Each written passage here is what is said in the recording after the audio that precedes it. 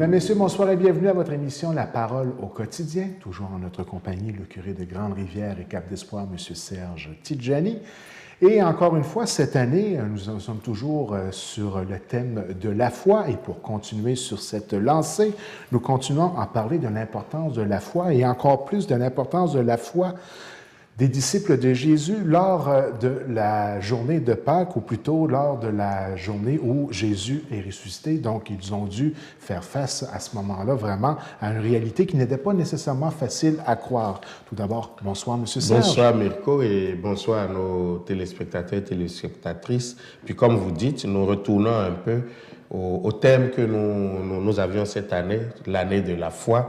Et justement, je me dis, dans le contexte de Pâques, ça vaut la peine d'approfondir un peu notre réflexion sur la foi des apôtres par rapport à l'événement de Pâques. Parce que ce qui est quand même assez impressionnant de constater, c'est que la résurrection de Jésus en tant que telle, c'était prévu. Oui, c'était prévu, et on peut même dire Jésus avait prévenu les disciples. Je vais juste vous lire un passage de l'évangile de Matthieu, chapitre 16, où Jésus va dire: voici que nous montons à Jérusalem. Jésus commençait, chapitre 16, verset 21. À dater de ce jour, on venait de dire: tu es le Messie, le Fils du Dieu vivant. À dater de ce jour, Jésus commença à montrer à ses disciples qu'il lui fallait s'en aller à Jérusalem. Ils souffrirent beaucoup de la part des anciens, des grands prêtres et des scribes, être mis à mort et le troisième jour ressusciter. Il les avait prévenus. Et quand plus tard, il va emmener Pierre, Jacques et Jean sur la grande montagne où il fait la transfiguration, il va encore leur dire: n'en dites rien jusqu'au moment où le Fils de l'homme va être ressuscité.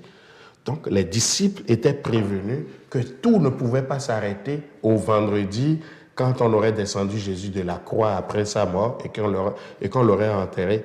Ils devaient s'attendre à ce que quelque chose se produise après. Puisque tout le temps, Jésus leur a dit: il va mourir, mais il va ressusciter. C'est pas pour rien que la tombe était si bien gardée, et même au niveau des instances où le pouvoir était bien institué, on avait peur là, de ce qui pouvait arriver. De ce qui pouvait arriver. C'est à se demander si Jésus n'avait pas prévenu les hautes instances que ça allait arriver. Justement, là encore, allons à l'évangile de Matthieu, chapitre 28, versets 62 et suivant là. On va dire, le lendemain, c'est-à-dire après la parachève, la Pâque, les grands prêtres et les pharisiens se rendirent encore chez Pilate et lui dirent: Seigneur, nous nous sommes souvenus que cet imposteur avait dit de son vivant: après 3 jours, je ressusciterai. Commande donc que le sépulcre soit tenu en sûreté jusqu'au 3e jour, pour éviter que ses disciples ne viennent le dérober et ne disent au peuple: il est ressuscité. Voyez-vous, même les autorités s'attendaient à ce que quelque chose se passe et ils ont pris leur disposition, ajouté plus de gardes sur la tombe pour veiller à ce qu'il n'y ait pas de vol de cadavres qui pourraient créer d'autres choses, créer des impostures. Et malgré tout cela, on a été dans l'impossibilité d'empêcher ce qui est arrivé. On a été dans l'impossibilité d'empêcher ce qui est arrivé. Et justement, ce qui est arrivé, malgré toutes les précautions que Jésus a prises de prévenir les siens, personne ne croyait. Quand Jésus est ressuscité, comme je le disais à la dernière émission, c'est d'abord le vide. On a enlevé le Seigneur. Ça n'a pas été spontané tout de suite de dire: on n'a pas le corps, donc il est ressuscité. Non, on cherchait le corps. Et d'ailleurs, Marie-Madeleine va dire, en voyant le Jésus qu'il confondait au jardinier: si c'est toi qui as enlevé son corps, dis-moi où tu l'as mis et j'irai le chercher. Donc, elle ne s'attendait pas à une résurrection. Et même les femmes, dans l'évangile de Matthieu, les 3 femmes qui courent au tombeau le matin de Pâques, qu'est-ce qu'elles allaient faire? Elles allaient embaumer le corps et visiter le tombeau. Parce que la veille, l'avant-veille, ils n'ont pas eu le temps. Ça a été un enterrement précipité parce que la Pâque des Juifs allait commencer. Donc, il fallait vite arranger ce corps-là et passer à des choses plus sérieuses. Donc, malgré tout ce que Jésus avait dit, personne ne voulait admettre que quelque chose d'autre aurait pu se passer. Ils n'ont pas cru. C'est ça, puis c'était pas nécessairement facile à croire non plus. Comment on peut comprendre leur situation, leur doute? Comment on peut comprendre leurs doutes? Il faut d'abord essayer d'entrer dans leur psychologie. Je dis essayer d'entrer parce que nous lisons des textes et nous les interprétons, bien sûr. D'abord, ils étaient sous un grand choc pour se rappeler tout ce qui s'est passé. Et on peut essayer de prendre les diverses situations qui se sont présentées à eux. J'ai parlé des femmes tout à l'heure qui voient des tombeaux vides, mais il y a aussi les femmes à qui Jésus dit « Allez dire à mes frères que je suis ressuscité, qu'ils me précèdent en Galilée où je vais les rejoindre. » Et j'aime bien la petite histoire dans le film Jésus de Nazareth. Quand Marie-Madeleine et les autres femmes viennent voir les disciples qui étaient cachés, qui étaient enfermés, ils avaient encore peur des événements d'il y a 2 jours, et qu'elles racontent leur aventure. Pierre, tout subtilement, dit à Marie-Madeleine, « T'es fatigué, t'es fatigué. Après les événements qu'on a connus là, c'est normal. Je pense que tu commences à annoncer là, ça tient pas, ça tient pas. Viens-toi te reposer. » Comme pour lui dire, non, passons à autre chose. Donc, même quand les femmes viennent leur dire, nous l'avons vu, aucun ne veut embarquer là-dedans. Ils étaient là encore à douter quand Jésus même va apparaître pour dire, mais pourquoi vous doutez? Et il va donner les preuves. Puis ça n'a pas suffi. Un était absent, Thomas, dans l'évangile de Jean. Puis c'est très beau Thomas. Quand il revient et que les autres lui disent, le Seigneur est ressuscité, nous l'avons vu, vous connaissez sa réponse. Si je ne vois pas ses plaies, si je ne vois pas son côté, si je ne mets pas la main, non, je ne croirai pas. Comme pour dire, on a été déjà assez bercé dans cette histoire avec Jésus, il est temps que ça arrête. Donc, et justement, Thomas est un cas typique. Jésus va revenir 8 jours plus tard pour le réhabiliter comme un témoin. Tu veux me voir, pourquoi? Et pour pouvoir annoncer, eh bien, touche, vas-y. Et on connaît sa réponse, mon Seigneur et mon Dieu. Dans l'évangile de Luc, au verset 24, on a aussi 2 disciples là, qui étaient déçus, qui s'en allaient. Ils retournaient à leur village. Quand l'inconnu les rejoint sur la route, il va parler avec eux. De quoi discutez-vous? Et c'est les événements. Donc, malgré tout, il y avait comme un voile qui faisait que leur cœur ne pouvait pas admettre la réalité. Jésus doit s'imposer, doit donner des preuves, doit faire des signes encore. Un autre signe dans l'évangile de Jean, au dernier chapitre, c'est le signe de la pêche miraculeuse. Rien ne se passe plus. Chacun reprend sa route. Pierre, Jean et quelques autres disciples, ils sont 7 au total. Ils prennent la route, ils retournent à la pêche. Jésus va aller les récupérer là-bas. Ils n'ont pas fait de pêche, il les ramasse. Et puis finalement, il leur fait faire une pêche. Et quand ils arrivent sur la berge, il était déjà en train de griller du poisson pour eux. Et le texte ajoute, tous devinaient que c'était le Seigneur, mais aucun d'eux n'avait le courage de lui demander qui es-tu. Donc l'événement de la résurrection, ça n'a pas été, c'est pas du chocolat, ça n'a pas été facile pour eux. Ils ont eu à se buter contre. Ils ont eu, comme toute bonne personne qui réfléchit bien, a dit, ça ne se peut pas. Ça ne peut pas être vrai.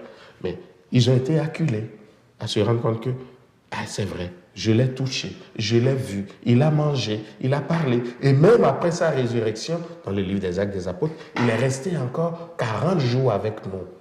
C'est tout ça qui fait que, il commence à prendre conscience que nous pouvons croire en cet événement. Mais ce n'est pas croire juste comme un exercice intellectuel. Ils vont y croire aussi parce qu'il y a un nouvel élément qui s'ajoute, l'Esprit Saint. Jésus leur avait dit, il y a beaucoup de choses que je vous dis maintenant que vous ne pouvez pas supporter. Mais le moment viendra, quand l'Esprit Saint sera là, il va vous éclairer, il va vous revigorer, il va vous donner plus d'énergie et vous pourrez y aller.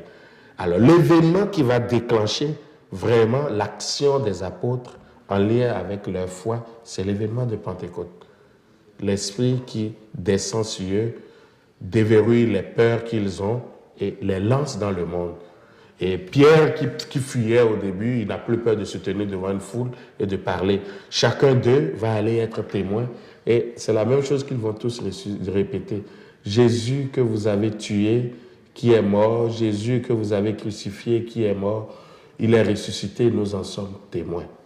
avec la présence de l'Esprit Saint, ils n'ont plus peur d'aller crier partout leur foi, au risque de leur vie. Et pour nous maintenant, en tant que simples chrétiens en 2013, comment on doit interpréter ce message et comment on doit réembarquer sur la route? Parce que c'est un peu un nouveau départ, hein, chaque Pâques. Effectivement.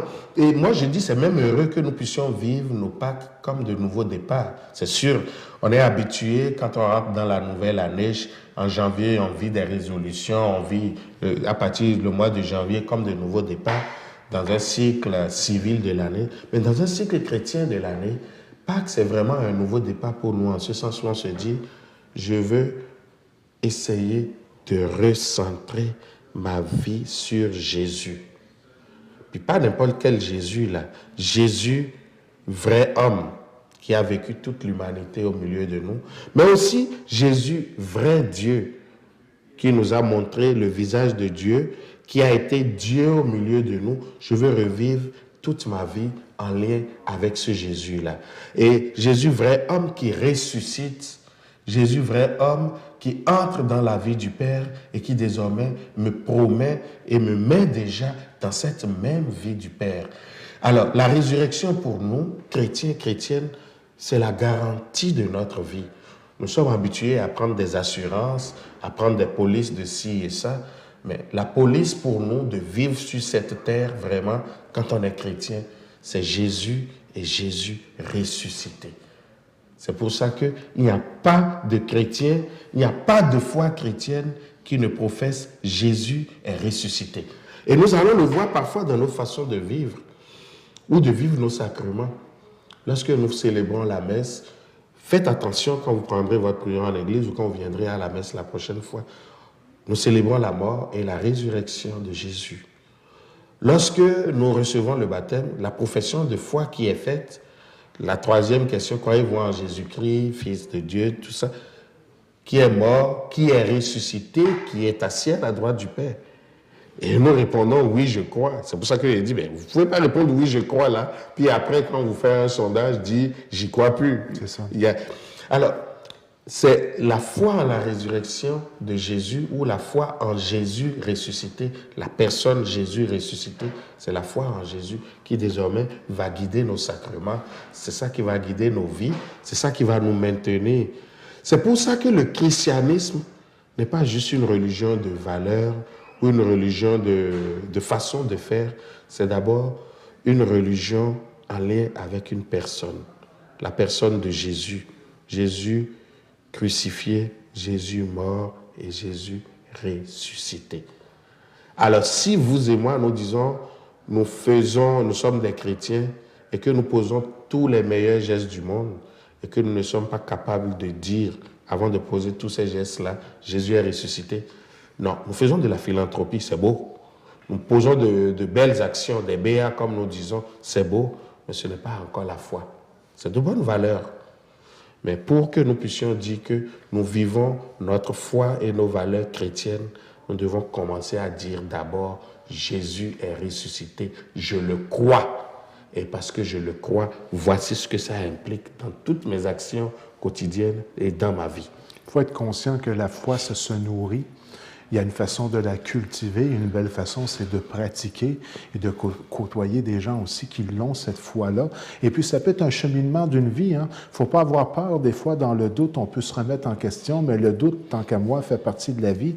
Et puis, c'est ce qui peut certainement, bien souvent, nous aider justement à nous recentrer et à justement comprendre qu'elle est à la base de notre réalisation en tant que chrétien, cette foi-là. Puis, on a tous douté à un certain moment dans notre vie. En tout cas, nous autres, les gens de la Gaspésie, en Gaspésie, là, on a déjà été pas mal plus pratiquants que ça. Mais on s'aperçoit, puis je pense que vous allez être d'accord avec moi, ou corrigez-moi si je me trompe, mais il y a un retour. Hein? Et lorsqu'il y a des fêtes importantes, comme la fête de Pâques ou la fête de Noël, ou même au niveau de la Semaine Sainte, la pratique, ça s'en va encore. Oui, c'est ça. Et puis je pense qu'on n'aura pas le choix, un peu comme les apôtres se sont retrouvés à l'époque, de revenir à l'essence même de ce qu'est la religion chrétienne. Oui, oui, d'abord, moi, la première chose, vous faites bien quand vous parlez du doute. Moi, je dis le problème, ce n'est pas le doute, Mais où est-ce que le doute m'a conduit? Oui, tout à fait. Parce que mon doute peut réveiller encore davantage en moi la foi. On l'a vu avec les apôtres. Oui. Il y en a qui ont trahi Jésus, il y en a qui ont fui. Mais pour revenir plus fort. Mais pour revenir plus fort. Et s'ils sont revenus, là, c'est parce qu'à quelque part, là, c'était convaincant. C'est ça. C'est en ça qu'il faut croire. C'est en ça qu'il faut croire. Alors moi je dis, ça peut arriver que même les gens qui nous écoutent, il y en ait parmi eux qui vivent des moments de doute. C'est normal.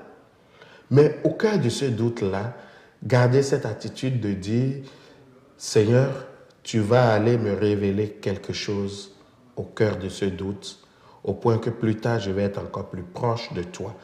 Parce que le doute peut m'éloigner aussi de Dieu, mais le doute peut me rapprocher davantage de Dieu. Et c'est cette grâce que nous avons à vivre. Et comme vous avez fait remarquer, Pâques et les événements autour de Pâques, quand je vois l'affluence dans nos églises, je dis, ça devient pour moi comme l'heure de l'espérance. Quand je vois le monde rempli à l'église la nuit de Pâques, le jour de Pâques, ou comme dimanche dernier, comme au dimanche des rameaux, quand l'église était remplie, je dis, bon, il y a quelque chose qui reste. Et ce qui reste là, avec la lumière de la foi, ça va renaître. C'est pour ça que moi, je ne suis jamais défaitiste. Et je ne désespère pas lorsqu'il s'agit de Dieu et de notre façon d'être avec lui. Donc, en terminant pour cette semaine? En terminant pour cette semaine, je voudrais juste vous demander d'avoir le même courage que les apôtres. Parce qu'aujourd'hui, c'est justement nous, les apôtres. Quand je dis nous, ce n'est pas juste les prêtres ou les évêques ou le pape. C'est nous tous baptisés. C'est apôtres, c'est-à-dire nous sommes envoyés dans le monde. Pour porter quel message? Pour porter le message que Jésus est vivant, que Jésus est ressuscité et que Jésus donne la vie. Alors que chacune de nous, nous puissions vraiment être des apôtres là où nous vivons. Des apôtres déjà dans nos maisons, avec nos enfants, nos petits-enfants, nos conjoints, conjointes, vivre ensemble de sorte que je manifeste la présence de Jésus au milieu d'eux. Ce n'est pas compliqué, mais c'est tout un programme.